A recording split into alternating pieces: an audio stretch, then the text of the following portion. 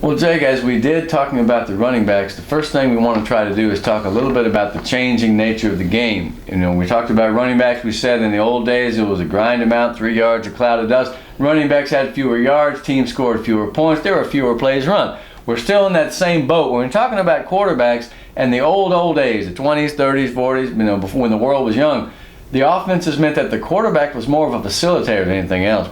They would turn in one offense and either give here or here in like an X pattern. And in some offenses, the quarterback didn't handle the ball. He was a blocking back. The tailback in the single wing would get the shotgun snap, and he would then punt, pass, or kick. It was obvious, or throw. He was a triple threat guy. So, the quarterback and the running back, neither one were the superstars in those old days. It was more of a team element, a lot of physical play. So we don't have a lot of individual names from the 40s, but into the 50s, we get some guys in the Valley that were pretty tough. Yeah, one name, I was at his stadium the other day, it was Bobby Lackey. Have you ever seen pictures of Bobby Lackey from Weslaco? He was 6'4", just a strapping kid. He would be big in today's game, all right? But he could run, he could pass, he was a great punter. He was a guy that led Weslaco to the semifinals in 1955. And then he went to UT and started for the Horns. He led them to a Cotton Bowl victory. Bobby Lackey turned down a contract in the pros, man. The Steelers and the Vikings and some of those guys, Steelers were after him. He said, no. It's not really, pro football wasn't really that big then, and he wanted to come home and make a bunch of money in business, which he did. Bobby Lackey's one of the, and do you know that Bobby Lackey was All-State in baseball? Unbelievable pitcher and catcher, and All-State in basketball. He only averaged like 25 points a game. He was one of the best athletes in the history of the Valley, bar none. Now, one other quarterback is Bobby Ply that you yeah, Bobby Ply from Mission in the late 50s. He followed Lackey. He came along right at the same time, a year or two younger. Do you know that Bobby Ply is one of only, I think it's 23 guys now who have intercepted 4 passes in the game in the NFL? Yeah. Really? Yeah. He was a quarterback at Mission. Then he went to Baylor and played quarterback. He was the MVP of the Gator Bowl in 1960. Bobby Ply was a great athlete. Drafted by both leagues, AFL and the NFL in 62. He ended up with the Dallas Texans and won a championship as a rookie. You know who the Texans became? The Oilers. No, the Kansas City Chiefs. Oh, they do. That's right. You're right. The Kansas City Chiefs. Bobby Ply from Mission was a starter in the first Super Bowl for the Kansas City Chiefs. A dude from the Valley, played at Mission, and there he was as a defensive back against Vince Lombardi's Green Bay Packers. So Bobby Ply was one of the best. And he had a big game in that Gator Bowl. I can't remember who they played. I think it was Georgia Tech, January 1960. So you're talking about early quarterbacks who stood out. Those were 2 of the best we've ever had. Wow. Yeah. Charles LaGrange is another one. Well, Charles LaGrange came from a great athletic family in Rio Grande City. There were 3 or 4 kids, a couple of brothers and cousins. Charles LaGrange played at Rio, ended up the starting quarterback for the Aggies in 1963. You know who the quarterback was the next year, the starting quarterback for the Aggies? A guy named Eddie McCaughan from San Benito. See, guys, this was in the middle of an era in which we sent a lot of guys to the college ranks. San Benito had a couple of Updegraff brothers, Don Updegraff, and I think Jim or Gene. One of them went to TCU and was receiver. I didn't put that on the list. Now, have you ever met Robert Cortez?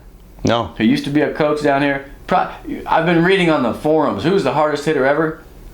It was Robert Cortez. Really? Okay, so a linebacker from San Benito. He went to Texas A&M, and he became a head knocker up there, dude. I mean, they were scared, you-know-what-less of him. He was just a violent hitter. I mean, I'm not talking about dirty, but he was just a hard-nosed guy. The Valley had a lot of good guys back then. So, yeah, LaGrange and McCaughan, those were A&M starting quarterbacks from the Valley back-to-back years in the 60s. Wow. Yeah.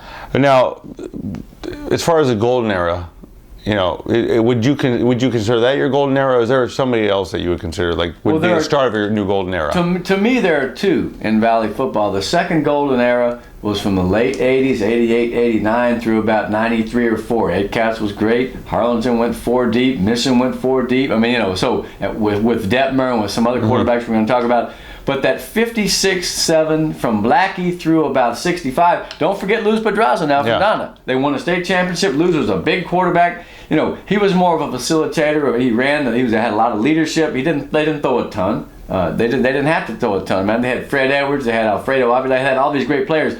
But Luz was a great quarterback who became an unbelievable guy for the San Antonio Toros. Now, the San Antonio Toros in the 60s were one of the best in the country in semi-pro football. That was at a time when minor leagues like the Continental League and this other one they played in, they were high-quality football. In other words, all the guys that got invited to NFL camps, I think Luz went with the Skins for a while, it was Denver Broncos. They all ended up in the Continental League or this other league. Luz was great, man. He had some big games. I'm trying to think right now. Oh, you can't. I can't. Lionel Garza. Lionel Garza, there we go. Fresno from 64 through in the mid-60s had some great teams. Lionel was an outstanding player. He had a lot of yards passing. They were one of the first teams to run a kind of a run-and-shoot passing offense, even before Mission, a decade and a half before. Those Fresno teams in the 60s scored 380 points. They had a ton of guys. He was a great quarterback. Wow. Yeah. Now, in the 70s, who are your guys? There's a lot of guys in the 70s, but we're going to stop it for the day. We're going to talk about a few guys that, now, Brownsville fans will remember the great season of 1969. Joe Rodriguez was the coach, a very good friend of mine. And the quarterback was a very elusive, charismatic guy named Desi Nahara.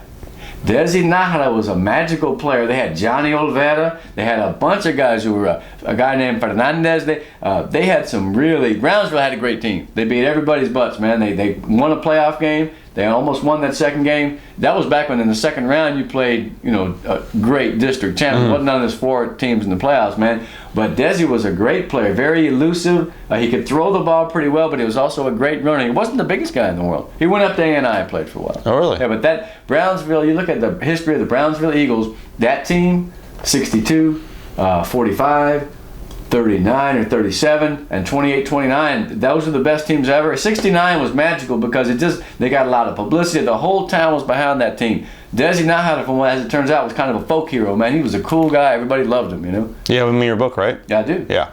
And then who's your other one from the 70s? Well, he set a Valley record for yards back in 73. The Harlingen Cardinals had a guy named Freddie Paredes, Paredes, Paredes, and he was an outstanding thrower. That Harlingen team was one of the best teams that never gets any credit. They won their first round game, and then they played Austin Reagan, who have won 2 state championships within the last 5 years prior to that game. Harlingen outgained them. They just gave up a couple of defensive plays, offensive plays that became defensive touchdowns. They had more yards and penetrations, but they lost by a touchdown, and I think that loss still grinds on Coach Jesse Longhofer, another friend of mine from the old days. So Freddie Paredes is one of those first big yardage quarterbacks. I think he had 2,200 or something, and back then that was a ton. So the 70s, when you cut it off and start talking about the modern era to come. So we still got the Detmers and a bunch of those guys next week. Okay. Now, if somebody wants, they can go out and get your book at Amazon, Barnes & Noble. Barnes & Noble, you can see it at the bookstore. You can, the book's Border Ball by Dr. Greg Sower. Yeah, 2009. I had so much fun doing that, and